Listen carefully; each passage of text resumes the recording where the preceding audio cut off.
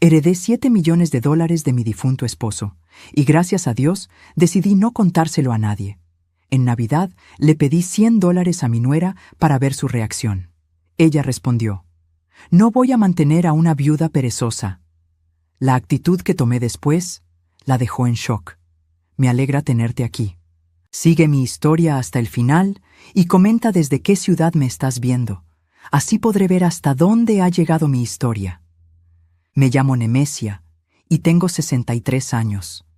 Nunca pensé que a esta edad de mi vida tendría que vivir algo tan doloroso como lo que pasó esa Nochebuena. Llevaba casi un año de viuda desde que mi querido Roberto murió, y aunque el dolor de su pérdida seguía siendo una herida abierta en mi corazón, pensé que al menos podría contar con el apoyo de mi familia.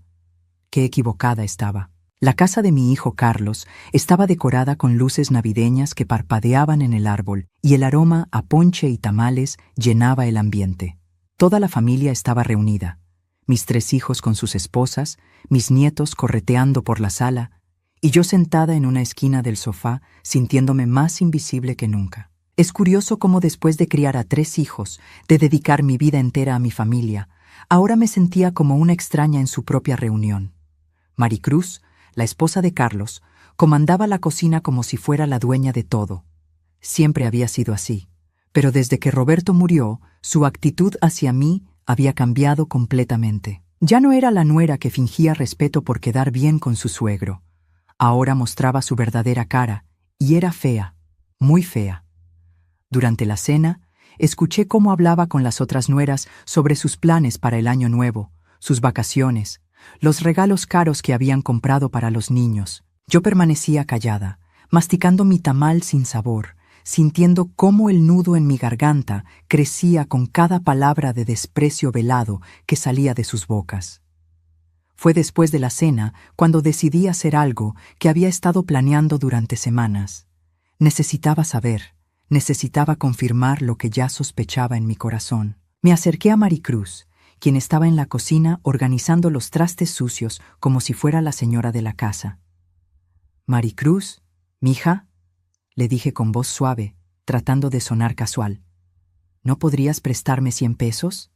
Es que se me olvidó comprar el regalo para la comadre Esperanza y mañana es su cumpleaños. Lo que pasó después se quedará grabado en mi memoria para siempre». Maricruz dejó de lavar los platos y se volteó hacia mí con una expresión que jamás había visto. Sus ojos se entornaron y su boca se torció en una mueca de desprecio que me heló la sangre. «100 pesos», repitió, subiendo la voz lo suficiente para que otros familiares voltearan a vernos. «¿En serio, Nemesia? Ya estoy harta de esto». Mi corazón comenzó a latir más rápido. Sabía que algo malo venía, pero no estaba preparada para la crueldad de sus palabras. «Mira», continuó, secándose las manos con violencia en el trapo de cocina, «no sé qué te haya pasado desde que murió Roberto, pero ya basta. No pienso seguir bancando a una viuda perezosa que no hace más que pedirme dinero». El silencio que siguió fue ensordecedor. Sentí como si me hubieran abofeteado en público. Las conversaciones en la sala se detuvieron. Mis otros hijos y sus esposas nos miraban desde el comedor con los ojos muy abiertos. Los nietos dejaron de jugar. Todo el mundo estaba viendo mi humillación. «No soy perezosa», murmuré, sintiendo como las lágrimas amenazaban con salir. «Solo te pedí prestado. Iba a devolvértelo».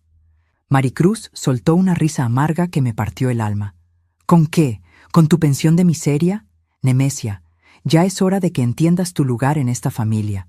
Roberto ya no está para mantenerte, y nosotros no tenemos por qué cargar contigo». Carlos, mi propio hijo, estaba parado en la entrada de la cocina. Lo miré con ojos suplicantes, esperando que defendiera a su madre, que dijera algo, cualquier cosa que me diera dignidad en ese momento. Pero solo agachó la cabeza y murmuró: «Mamá, tal vez deberías pedirle a Luis o a Fernando». Esas palabras me dolieron más que las de Maricruz. Mi propio hijo, el que había cargado en brazos cuando era bebé, el que había consolado cuando lloraba por pesadillas, me estaba rechazando también. «No te preocupes», dije con voz quebrada. «Ya no necesito nada». Me dirigí hacia la sala para recoger mi bolsa. Los murmullos comenzaron inmediatamente. Escuché fragmentos de conversaciones. Pobrecita. Qué pena. Desde que murió Roberto está muy necesitada. Cada palabra era como un puñal en mi espalda. Luis, mi hijo mayor, se acercó y me puso una mano en el hombro. «Mamá, ten», me dijo, sacando un billete de 200 pesos de su cartera.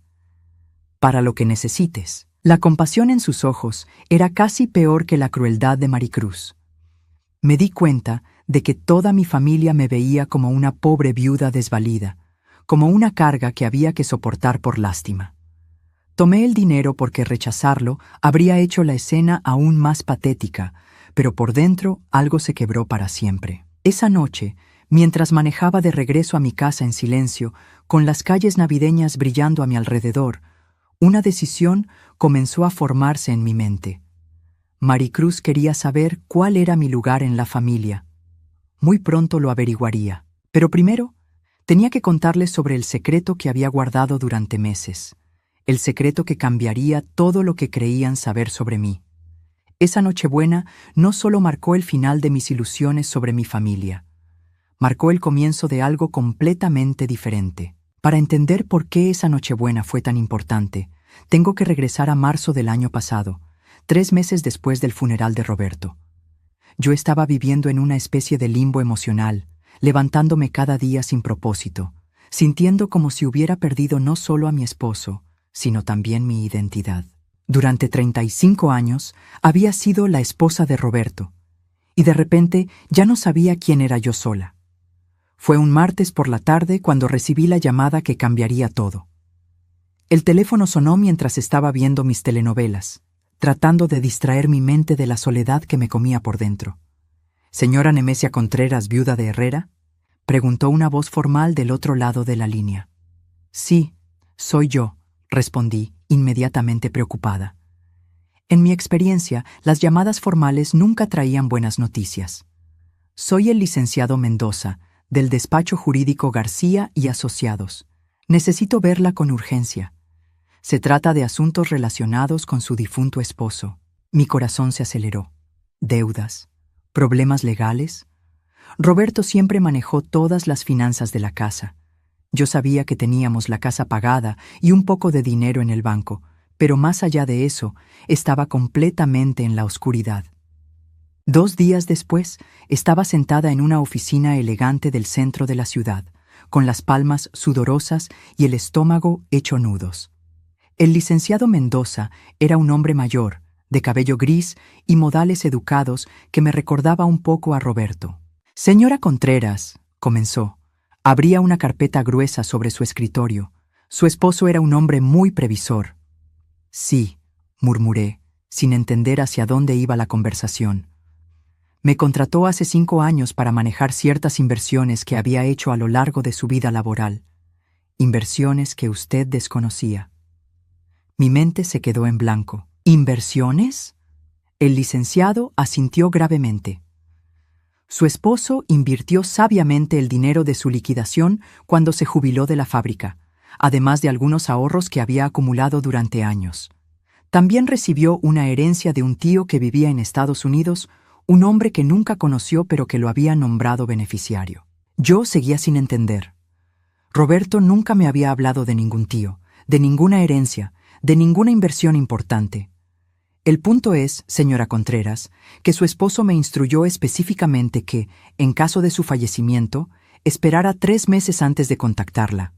Quería que usted tuviera tiempo de asimilar su pérdida antes de lidiar con estos asuntos.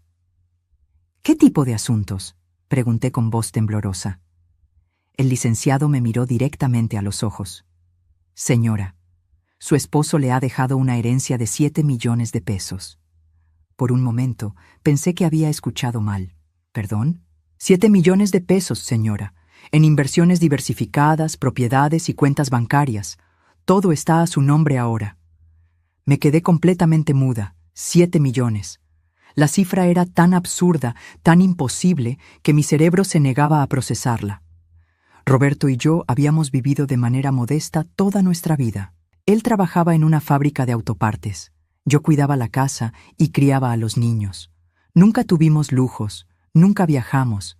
Siempre cuidamos cada peso. Eso es imposible, dije finalmente. Roberto no tenía tanto dinero. El licenciado sonrió con paciencia. Su esposo era un hombre muy inteligente con el dinero, señora. Vivía por debajo de sus posibilidades e invertía la diferencia. También me dijo algo muy específico sobre usted. ¿Qué cosa? Me dijo, mi Nemesia ha dado toda su vida por esta familia. Ha sido madre, esposa, cuidadora, todo sin recibir nunca el reconocimiento que merece. Este dinero es para que finalmente viva para ella misma. Las lágrimas comenzaron a rodar por mis mejillas. Esas eran exactamente las palabras que Roberto habría dicho. Siempre me decía que yo daba demasiado, que me sacrificaba demasiado por otros. Pero también me dio otra instrucción muy específica, continuó el licenciado.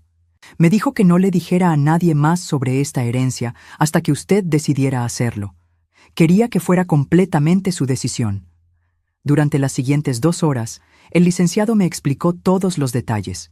Las inversiones, las propiedades que Roberto había comprado en diferentes estados, las cuentas bancarias. Todo estaba perfectamente organizado, todo legal, todo mío. Cuando salí de esa oficina, mi mundo había cambiado completamente. Ya no era la viuda pobre que necesitaba la compasión de sus hijos. Era una mujer independiente, económicamente libre por primera vez en su vida. Pero mientras manejaba de regreso a casa, una idea comenzó a formarse en mi mente. Una idea que al principio me pareció terrible, pero que creció hasta convertirse en una necesidad. ¿Qué pasaría si no le decía a nadie sobre el dinero? ¿Qué pasaría si dejaba que mi familia mostrara su verdadero carácter sin la influencia del dinero? ¿Me tratarían con amor y respeto o me verían como una carga? Durante las siguientes semanas observé a mi familia con nuevos ojos. Noté cómo Maricruz suspiraba cuando yo llegaba a visitarlos, cómo mis hijos me hablaban con esa paciencia forzada que se usa con los niños o los ancianos incómodos, cómo en las reuniones familiares mis opiniones eran ignoradas o pasadas por alto. Fue entonces cuando decidí hacer mi propio experimento. Iba a ver quién de mi familia me amaba por quien yo era y quién solo me toleraba por obligación. El plan era simple: actuar como si realmente necesitara su ayuda económica y emocional y ver cómo reaccionaban. La prueba de los 100 pesos en Nochebuena era solo el comienzo. Lo que no sabía en ese momento era lo doloroso que sería descubrir la verdad sobre las personas que había amado toda mi vida. Después de la humillación navideña, decidí que necesitaba más evidencia antes de tomar cualquier decisión definitiva. Tal vez había juzgado mal a Maricruz. Tal vez había sido solo un mal día, el estrés de las fiestas. Aunque en mi corazón sabía que estaba mintiendo a mí misma, necesitaba estar completamente segura. Durante enero, comencé lo que yo llamaba en silencio mi experimento. Empecé a hacer pequeñas peticiones a diferentes miembros de mi familia, nada grande, solo cosas que una madre viuda podría necesitar de sus hijos. Quería ver quién respondía con amor y quién lo hacía con irritación. La primera prueba fue con Luis, mi hijo mayor. Lo llamé un martes por la tarde, fingiendo estar preocupada por un ruido extraño que escuchaba en el techo de mi casa. «Hijo, ¿podrías venir a checar el techo? Creo que hay algo raro, como si algo estuviera caminando ahí arriba. Me da miedo que sean ratas». Luis suspiró audiblemente por el teléfono. «Mamá, estoy en el trabajo. ¿No puedes llamar a un técnico?» «Es que no sé a quién llamar, y tú siempre entendiste de esas cosas mejor que yo». «Ay, mamá, está bien, pero va a ser hasta el sábado, y la próxima vez trata de buscar soluciones tú misma, ¿sí? Ya no eres una niña». Sus palabras me dolieron más de lo que esperaba. Durante años, cada vez que Luis tenía problemas con su casa, con su carro, con cualquier cosa, Roberto y yo dejábamos todo para ayudarlo. Ahora que yo necesitaba un favor pequeño, me trataba como si fuera una molestia. El sábado vino efectivamente, pero llegó de mal humor. Revisó el techo en 5 minutos y me dijo: «No hay nada, mamá. Probablemente son solo las tuberías. Ya no me llames por cada ruidito, por favor». La segunda prueba fue con Fernando, mi hijo menor. Lo llamé para pedirle que me acompañara al doctor porque me daba nervios ir sola desde que Roberto murió. «¿No puedes pedirle a una de tus comadres que te acompañe?», me dijo. Es que Sandra quiere que llevemos a los niños al parque. Es su único día libre. Bueno, hijo, no te preocupes, iré sola. Mejor así, mamá. Necesitas acostumbrarte a hacer las cosas por ti misma. No puedes depender de nosotros para todo. Depender de ellos, como si pedirles acompañamiento a una cita médica fuera pedirles la luna y las estrellas. Pero la prueba más reveladora vino cuando decidí hacerle una petición a Carlos y Maricruz. Los llamé un viernes por la noche, fingiendo estar enferma del estómago. Carlos, mijo, ¿podrían traerme unas pastillas para el dolor de estómago? Se me acabaron las que tenía y me siento muy mal para manejar. Escuché cómo Carlos le preguntaba a Maricruz en voz baja. Luego regresó al teléfono. Mamá, es que ya nos pusimos la pijama y los niños ya se están durmiendo. ¿No puedes aguantarte hasta mañana? Bueno, sí, supongo que sí. Pero lo que escuché después me partió el corazón. Carlos no había colgado bien el teléfono y pude escuchar la conversación que tuvo con Maricruz. ¿Qué quería tu mamá?, preguntó ella. Que le lleváramos medicinas. Le dije que mañana. Carlos, ya te lo he dicho 1000 veces. Tu mamá está usando el luto para manipularnos emocionalmente. Cada semana es algo diferente. Ya es hora de que pongas límites. Pero es mi mamá, Maricruz. Exacto, es tu mamá, no la mía. Y yo ya estoy harta de que nos esté chantajeando. Mira, Carlos, si no pones un alto ahora, va a ser así el resto de nuestras vidas. Tu mamá va a estar llamando cada vez que se le ocurra algo, esperando que corramos a rescatarla. ¿Qué propones? Propongo que le digas que necesita ser más independiente. Tiene 63 años, no 93.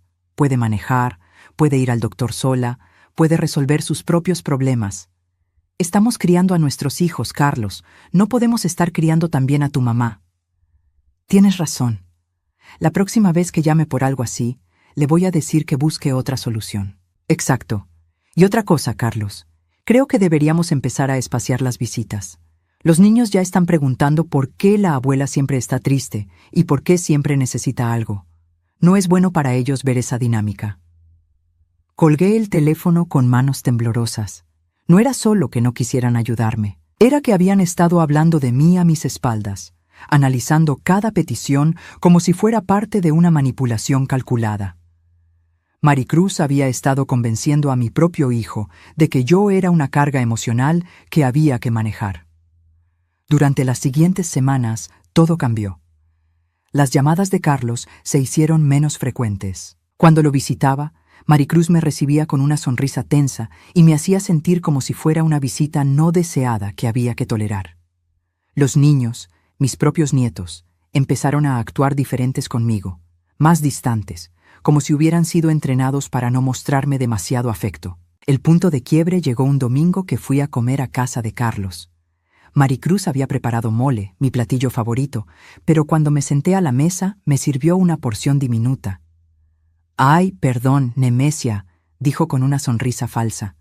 «Es que no calculé bien las porciones». «Pero está bien, ¿verdad? A tu edad ya no se debe comer tanto». Luis y Fernando estaban ahí con sus familias, y nadie dijo nada. Nadie defendió a su madre. Solo comieron en silencio mientras yo miraba mi plato medio vacío, sintiendo como si fuera una extraña, pidiendo limosna en la mesa de mi propio hijo. Después de la comida, mientras los hombres veían fútbol y las mujeres lavaban trastes, escuché cómo Maricruz le decía a las otras nueras: «Ya ven cómo es Nemesia, siempre esperando que la sirvamos como si fuera la reina. A veces pienso que el luto la tiene muy mal acostumbrada». Esa noche, manejando de regreso a mi casa, entendí que mi experimento había terminado. Ya tenía todas las respuestas que necesitaba. Mi familia no me amaba. Me toleraban por obligación, y apenas. Maricruz había logrado convencer a todos de que yo era un problema que había que resolver, no una madre que había dado toda su vida por ellos. Pero ellos no sabían que yo tenía cartas que aún no había jugado. No sabían que la viuda pobre y necesitada, que tanto los molestaba, tenía más dinero que todos ellos juntos. No sabían que cada desprecio, cada falta de respeto, cada muestra de impaciencia estaba siendo cuidadosamente archivada en mi memoria. Era hora de que aprendieran quién era realmente Nemesia Contreras. y iba a ser una lección que nunca olvidarían. Para febrero, ya había tomado una decisión. No iba a seguir sometiéndome a la humillación y el desprecio de mi propia familia. Pero tampoco iba a hacer un escándalo o alargarme como una adolescente rebelde. A los 63 años había aprendido que la mejor venganza es vivir bien, y eso era exactamente lo que iba a hacer. El primer paso fue encontrar mi propia casa. Durante años, Roberto y yo habíamos hablado de mudarnos a algún lugar más tranquilo cuando él se jubilara, pero la muerte se lo llevó antes de que pudiéramos cumplir ese sueño. Ahora iba a cumplirlo yo sola. Contraté a una agente inmobiliaria, una mujer joven y entusiasta llamada Patricia, que no me trató como a una vieja inútil, sino como a una cliente seria con dinero real para gastar. Le expliqué lo que quería: una casa pequeña pero bonita, en una zona segura, con jardín para las plantas que siempre había querido tener, pero nunca pude porque Roberto decía que daba mucho trabajo. «¿Cuál es su presupuesto, señora Contreras?», me preguntó Patricia durante nuestra primera cita. «Digamos que entre 2 y 3 millones, al contado». Vi cómo sus ojos se abrían con sorpresa. Probablemente esperaba que dijera 200 o 300,000, como la mayoría de las viudas de mi edad que buscan algo más pequeño después de que muere el esposo. Durante 3 semanas, Patricia me mostró casas hermosas en zonas que nunca había soñado que podría pagar. Finalmente encontré la perfecta: una casa de 2 recámaras en una privada tranquila, con un jardín grande lleno de árboles frutales y un pequeño invernadero que el dueño anterior había construido para su esposa. «Es perfecta», le dije a Patricia cuando terminamos el recorrido. «La quiero. ¿No quiere pensarlo un poco más? Es una decisión importante. No necesito pensarlo. Esta casa me está esperando». Mientras se tramitaban los papeles de la compra, comencé a planear mi nueva vida. Fui a una mueblería elegante del centro y compré todo lo que necesitaba: una sala nueva, un comedor pequeño pero bonito, una recámara principal con una cama king size que siempre había querido, pero Roberto decía que era muy grande para nosotros. La vendedora, una señora de mi edad llamada Carmen, se convirtió en mi confidente sin saberlo. «¿Está redecorando después de muchos años?», me preguntó mientras escogíamos telas para las cortinas. «No, me estoy mudando, empezando una vida nueva». «¡Qué emocionante! ¿Sus hijos la están ayudando con la mudanza?». Me quedé callada por un momento. «No, ellos no saben que me voy a mudar». Carmen levantó las cejas. «¿Es una sorpresa?». «Algo así». Lo que más disfruté fue escoger las cosas para mi jardín. Fui a viveros que nunca había visitado, compré plantas exóticas y herramientas de jardinería profesionales. También contraté a un jardinero, don Esteban, un señor mayor que había cuidado jardines toda su vida y que me trató con el respeto que hacía meses no recibía de mi propia familia. «Señora Nemesia», me dijo don Esteban mientras planeábamos dónde plantar las rosas, «se nota que usted ama las plantas. Va a tener el jardín más bonito de la colonia». Es que nunca había tenido la oportunidad de tener mi propio jardín. Siempre estaba ocupada cuidando a otros. «Pues ahora es su tiempo, señora. Es tiempo de que alguien la cuide a usted». Sus palabras me llenaron los ojos de lágrimas. Era la primera vez en meses que alguien me hablaba como si fuera una persona valiosa, no como una carga. Mientras tanto, mi familia seguía tratándome cada vez peor. Maricruz había intensificado su campaña para convertirme en la molestia oficial de la familia. En las pocas ocasiones que los visitaba, hacía comentarios pasivo-agresivos que todos fingían no escuchar. «Ay, Nemesia, ¿otra vez aquí? ¿No tienes otras amigas que visitar? Carlos, tu mamá se ve muy sola. Tal vez deberíamos buscarle un grupo de la tercera edad donde pueda hacer amigas de su edad. Nemesia, ¿no has pensado en tomar algún curso o algo? Dicen que estar ocupada ayuda mucho con la depresión de las viudas». Cada comentario era como una puñalada pequeña, pero ya no me dolían como antes. Ahora los veía como confirmación de que estaba tomando la decisión correcta. El momento más bajo llegó durante el cumpleaños de mi nieta Sofía, la hija de Carlos. Era una fiesta infantil en el jardín de su casa, con payasos y piñata y todo lo que a una niña de 6 años le puede gustar. Llegué con un regalo bonito que había comprado en una juguetería cara del centro. una casita de muñecas de madera tallada a mano que había costado 3,000 pesos. Cuando Sofía abrió el regalo, sus ojos se iluminaron. «Abuela, está padrísima, gracias». Pero Maricruz inmediatamente intervino. «Ay, Sofía, qué exageración. ¿No crees que es demasiado elegante para ti? Mejor se la damos a tu prima Andrea, que es más grande y la va a cuidar mejor». Sentí como si me hubieran abofeteado.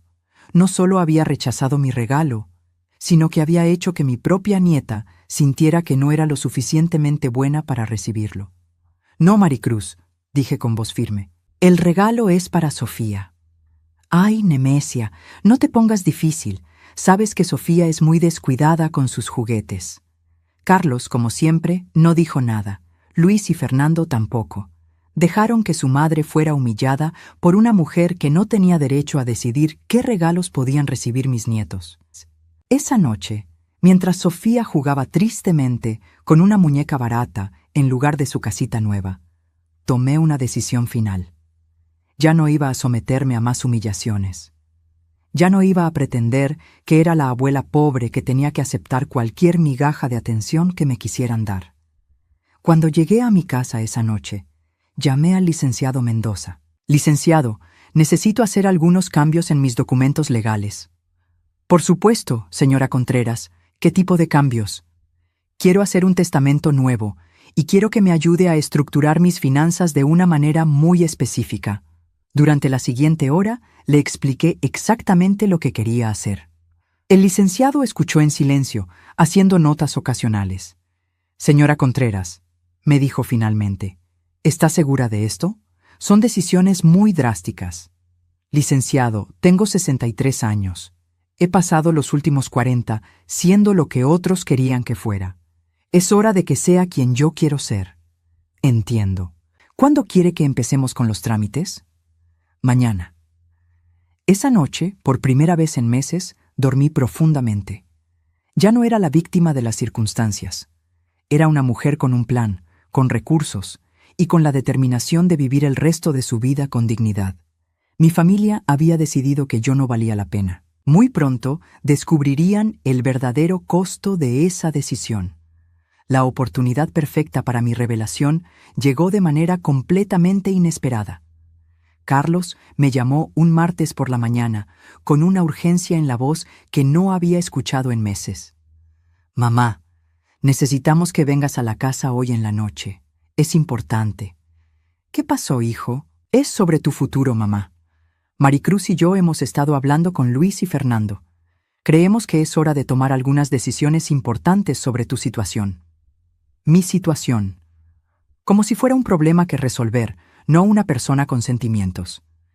¿Qué tipo de decisiones? «Ven a las 7. Vamos a estar todos». Colgué el teléfono con una sonrisa fría. Así que habían decidido hacer una intervención familiar. Perfecto. No podían haberme dado una oportunidad mejor. Pasé el día preparándome cuidadosamente. Me puse mi vestido azul marino favorito, el que Roberto siempre decía que me hacía ver elegante. Me arreglé el cabello en el salón y me maquillé con más cuidado del que había puesto en meses. Si iba a tener mi gran momento, quería verme como la mujer fuerte que había vuelto a ser. Llegué a casa de Carlos exactamente a las 7. Todos estaban ahí. Mis 3 hijos, con sus esposas, sentados en la sala como un tribunal esperando juzgar a la acusada. Maricruz estaba en el centro, claramente la organizadora de todo este espectáculo. «Siéntate, mamá», me dijo Carlos, señalando una silla que habían colocado frente a todos ellos. Era obvio que habían planeado esta configuración para hacerme sentir como si estuviera siendo interrogada. Me senté con la espalda recta, las manos cruzadas en mi regazo, y esperé. Maricruz fue la primera en hablar, como sabía que sería. «Nemesia, te hemos reunido aquí porque estamos preocupados por ti». «¿Preocupados?», repetí con calma. «Sí, has estado muy necesitada últimamente, constantemente pidiendo ayuda, sintiéndote sola, dependiendo de nosotros para cosas que podrías hacer tú misma». Luis asintió. «Mamá, creemos que no estás manejando bien el luto». «Y es comprensible», agregó Fernando. «Perder a papá fue duro para todos, pero ya ha pasado casi un año. Sandra, la esposa de Fernando, se inclinó hacia adelante. Nemesia, hemos estado investigando opciones para ti. Hay residencias muy bonitas para personas de la tercera edad, lugares donde podrías hacer amigos, tener actividades, estar acompañada. Mi corazón se aceleró, pero mantuve mi expresión neutral. ¿Residencias? No son asilos, mamá, se apresuró a aclarar Carlos. Son como comunidades, apartamentos independientes pero con servicios incluidos, comidas, limpieza, actividades sociales. Maricruz sonrió con esa sonrisa falsa que ya conocía tan bien. Lo mejor de todo es que no serían una carga financiera para ti. Entre todos nosotros podríamos cubrir los gastos. Sería nuestra manera de cuidarte. Su manera de deshacerse de mí, dije finalmente. Un silencio incómodo llenó la habitación. No es eso, mamá, murmuró Luis. Es solo que pensamos que estarías más feliz rodeada de gente de tu edad. Gente que no los moleste pidiendo favores ocasionales, agregué.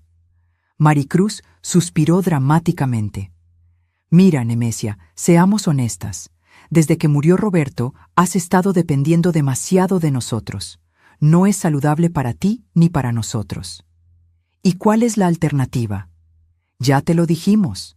Una bonita residencia donde puedas rehacer tu vida social. Miré alrededor de la habitación a los rostros de mis 3 hijos y sus esposas. Todos evitaban mi mirada directa. Todos habían participado en esta decisión sobre mi futuro sin consultarme. ¿Y si me niego? Maricruz intercambió una mirada con Carlos. Bueno, esperamos que seas razonable, pero si te niegas, vamos a tener que establecer límites más firmes sobre cuánto podemos ayudarte. ¿Qué tipo de límites? Menos visitas, menos llamadas de emergencia, más espacio para que aprendas a ser independiente. Ahí estaba, la amenaza directa. O me iba voluntariamente a pudrirme en una residencia de ancianos, o me cortaban completamente. Me levanté lentamente de mi silla. Todos me miraron expectantes, probablemente esperando lágrimas, súplicas o tal vez un berrinche. Tienen razón, dije calmadamente. Los rostros alrededor de la habitación se relajaron visiblemente. Tienes razón, Maricruz. Es hora de que tome el control de mi vida. Maricruz sonrió triunfalmente. Me da mucho gusto que lo veas así, Nemesia. Sí, es hora de que viva como la mujer independiente que siempre he sido. Saqué mi teléfono y marqué un número que todos ellos conocían. ¿Licenciado Mendoza? Soy Nemesia Contreras. Sí, creo que es hora de que mi familia conozca los detalles de mi situación financiera. El color se drenó de la cara de Maricruz. ¿De qué estás hablando? ¿Podrías venir mañana a mi casa nueva con todos los documentos? Sí, la casa en Lomas de Santa Fe que compramos el mes pasado. Los murmullos de confusión comenzaron inmediatamente. ¿Casa nueva?, preguntó Carlos. Continué hablando por teléfono, ignorándolos. También necesito que traigas los estados de cuenta de todas las inversiones. Sí, los 7 millones. Quiero que mi familia entienda exactamente cuál es mi situación. Maricruz se puso de pie como si hubiera recibido una descarga eléctrica. ¿7 millones? Colgué el teléfono y las miré con la sonrisa más dulce que pude hacer. ¿No les conté? Roberto me dejó una herencia considerable. 7 millones de pesos, para ser exactos. El silencio que siguió fue absoluto. Nadie se movía, nadie respiraba. Imposible, murmuró Luis. Oh, es muy posible. Y durante estos meses, mientras ustedes decidían que era una carga, he estado comprando mi nueva casa, amueblándola, planeando mi nueva vida. Fernando se veía como si estuviera a punto de desmayarse. ¿Por qué no nos dijiste? Porque quería ver cómo me tratarían sin influencia del dinero. Quería saber si me amaban por quien soy o solo me toleraban por obligación. Maricruz se había puesto pálida. Nemesia, yo nunca quise decir. ¿Que era una viuda perezosa? ¿Que era una manipuladora emocional? ¿Que era una carga que había que manejar? Carlos se puso de pie, extendiendo las manos hacia mí. Mamá, si hay un malentendido. No hay malentendido, Carlos. Durante meses los he escuchado hablar de mí como si fuera un problema que resolver. Los he visto calcular cuánto les costaría mantenerme. Los he oído planear cómo deshacerse de mí de la manera más educada posible. Las lágrimas comenzaron a correr por las mejillas de Luis. Mamá, perdónanos. No sabíamos. ¿No sabían qué? ¿Que tenía dinero? ¿Eso es lo único que importa? Maricruz intentó acercarse a mí. Nemesia, podemos empezar de nuevo. Podemos arreglar esto. Me aparté de ella. No, Maricruz, no podemos, porque ya sé quién eres realmente, y ya sé quiénes son todos ustedes. Caminé hacia la puerta, sintiendo sus miradas desesperadas en mi espalda. Mañana me mudo a mi nueva casa, una casa que compré yo sola, con mi dinero, para mi nueva vida. Una vida donde nadie me va a tratar como basura nunca más. Mamá, no puedes irte así, gritó Carlos. Me volteé una última vez. ¿Saben qué es lo más triste de todo esto? Que si me hubieran tratado con amor y respeto, habría compartido todo con ustedes, habríamos sido una familia unida, próspera y feliz. Pero eligieron tratarme como si no valiera nada. «¡Podemos cambiar!», gritó Fernando. «¡Danos otra oportunidad!». Ya tuvieron meses de oportunidades. Las desperdiciaron todas. Salí de esa casa por última vez, dejando atrás a una familia que finalmente entendía lo que habían perdido. Pero para mí ya era demasiado tarde para el perdón. La mudanza se llevó a cabo al día siguiente, exactamente como había planeado. Contraté una empresa profesional que llegó temprano por la mañana a recoger las pocas cosas que quería conservar de mi vida anterior. Lo más importante para mí era la colección de fotografías familiares de cuando mis hijos eran pequeños, algunos libros que Roberto me había regalado y las plantas que había logrado mantener vivas en mi pequeño patio. Mi nueva casa me recibió como un abrazo cálido. Era exactamente como la había soñado, espaciosa pero acogedora, llena de luz natural que entraba por ventanas grandes, con un jardín que ya florecía bajo el cuidado de don Esteban. Por primera vez en meses me sentí realmente en casa. No tuve que esperar mucho para que empezaran las llamadas. Mi teléfono sonó durante todo el día.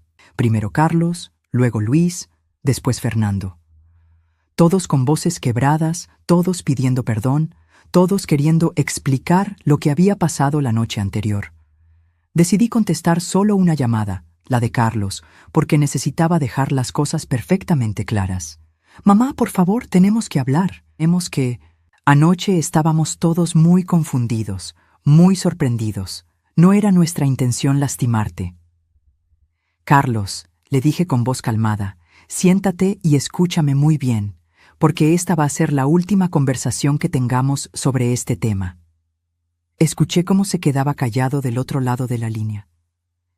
«Durante meses, tu esposa me trató como basura, me humilló públicamente, convenció a toda la familia de que yo era una manipuladora. Planificó deshacerse de mí como si fuera un mueble viejo que estorba. Y tú la dejaste. Mamá, yo no he terminado. Durante 40 años di toda mi vida por ustedes tres. Dejé mis sueños, mis ambiciones, mis oportunidades, para asegurarme de que tuvieran todo lo que necesitaban. Y la primera vez que necesité apoyo emocional después de perder al amor de mi vida, me trataron como una carga». Carlos empezó a llorar. Podía escuchar sus sollozos a través del teléfono. «La diferencia entre ustedes y yo», continué, «es que yo los amé incondicionalmente. Ustedes solo me toleraron mientras no les causara inconvenientes». «Eso no es cierto, mamá. Te amamos». «Carlos, ¿sabes por qué decidí no contarles sobre el dinero? Porque quería saber si me amarían cuando fuera vulnerable. Y ya tengo mi respuesta. Podemos empezar de nuevo, mamá. Por favor». «No, hijo, no podemos, porque ya sé lo que piensan de mí cuando creen que no tengo nada que ofrecerles». Le expliqué que había hecho algunos cambios legales importantes. Había establecido un fideicomiso para la educación de mis nietos, pero con la condición de que ni Carlos, ni Luis, ni Fernando tuvieran acceso a esos fondos. Los nietos recibirían el dinero directamente cuando cumplieran 18 años.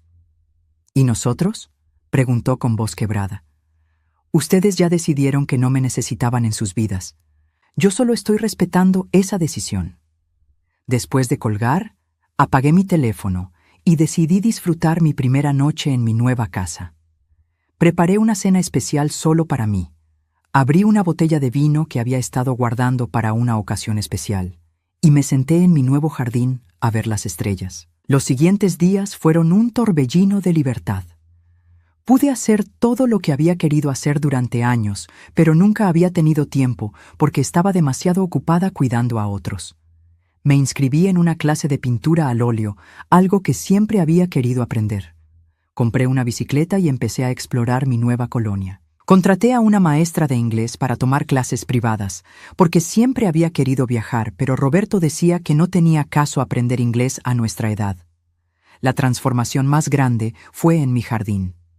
Con la ayuda de don Esteban, convertí el espacio en un pequeño paraíso. Plantamos rosas de todos los colores, construimos un pequeño estanque con peces dorados y creamos un rincón de lectura bajo una pérgola cubierta de enredaderas. Cada mañana desayunaba ahí, rodeada de flores y el sonido del agua corriendo, sintiendo una paz que no había experimentado en décadas. También empecé a hacer nuevas amistades. Mis vecinas, mujeres de diferentes edades, pero todas con historias interesantes, se convirtieron en mi nueva familia elegida. Carmen, la señora de la casa de al lado, era viuda también y compartíamos nuestras experiencias. Patricia, una mujer más joven que trabajaba desde casa, me enseñó a usar la computadora para videollamadas. Esperanza, una artista jubilada, se convirtió en mi compañera de aventuras culturales. Después de 2 meses de silencio total de mi parte, las llamadas de mis hijos se intensificaron. Decidí establecer un sistema. Contestaría una llamada por semana, los domingos por la tarde, durante exactamente 15 minutos, sin excepciones. La primera llamada dominical fue con Luis.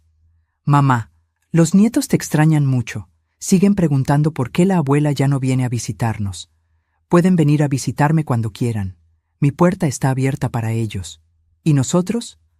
Ustedes tomaron su decisión, Luis. Decidieron que era una carga emocional y financiera. Yo solo estoy respetando sus límites. La segunda llamada fue con Fernando, que intentó un enfoque diferente. «Mamá, sabemos que metimos la pata, pero ¿no crees que ya fue suficiente castigo? ¿No podemos perdonarnos y seguir adelante?» Fernando, esto no es un castigo, es una consecuencia. Hay una diferencia. ¿Cuál es la diferencia? Un castigo se quita cuando la persona aprende su lección. Una consecuencia es permanente porque algunas cosas no se pueden desarmar una vez que se hacen. La llamada más difícil fue con Carlos. «Maricruz quiere hablar contigo, mamá. Dice que te debe una disculpa». «No necesito disculpas de Maricruz, Carlos. Las disculpas no borran los meses de humillación». «Entonces, ¿qué necesitas?» «No necesito nada de ustedes. Esa es la diferencia entre nosotros. Yo aprendí a ser feliz conmigo misma. Ustedes siguen pensando que pueden comprar o negociar el amor». 1 año después de mudarme a mi nueva casa, recibí una invitación inesperada. Era para la graduación de mi nieta Sofía de la primaria. La invitación venía con una nota escrita a mano por la misma Sofía. «Abuela, me harías muy feliz si vinieras a mi graduación. Te extraño mucho y quiero enseñarte mis calificaciones». Decidí ir, pero bajo mis propias condiciones. Llegué directamente al auditorio de la escuela, me senté hasta atrás, y cuando terminó la ceremonia, felicité a Sofía y me fui inmediatamente. No hablé con Carlos ni con Maricruz, aunque vi cómo me miraban con ojos suplicantes desde la distancia. Sofía me siguió hasta el estacionamiento. «Abuela, ¿por qué ya no vienes a la casa?» Me agaché para quedar a su altura y le acaricié el cabello. «Mija, a veces los adultos toman decisiones que lastiman a otros adultos, pero eso no significa que no te ame. ¿Puedo ir a visitarte a tu nueva casa?»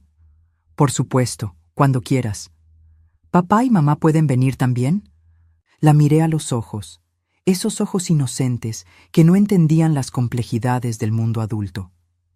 «Tu papá y tu mamá siempre serán bienvenidos si vienen con respeto y humildad. Pero si vienen esperando que las cosas vuelvan a ser como antes, se van a ir decepcionados». Esa noche, mientras regaba mis rosas bajo la luz suave del atardecer, reflexioné sobre el año que había pasado. Había perdido una familia que me daba por sentada, pero había ganado una vida que era completamente mía. Había perdido hijos que me veían como una obligación, pero había ganado amistades que me valoraban por quien era. Mi teléfono sonó. Era un mensaje de texto de Sofía, enviado probablemente desde el teléfono de Carlos. Abuela, gracias por venir a mi graduación. Eres la mejor abuela del mundo y espero que seas muy feliz en tu nueva casa. Sonreí y guardé el teléfono. Por primera vez en mi vida, era completamente feliz, y esa felicidad no dependía de nadie más que de mí misma. A los 64 años, finalmente había aprendido la lección más valiosa de todas, que el amor propio no es egoísmo, es supervivencia, y que nunca es demasiado tarde para empezar a vivir la vida que mereces.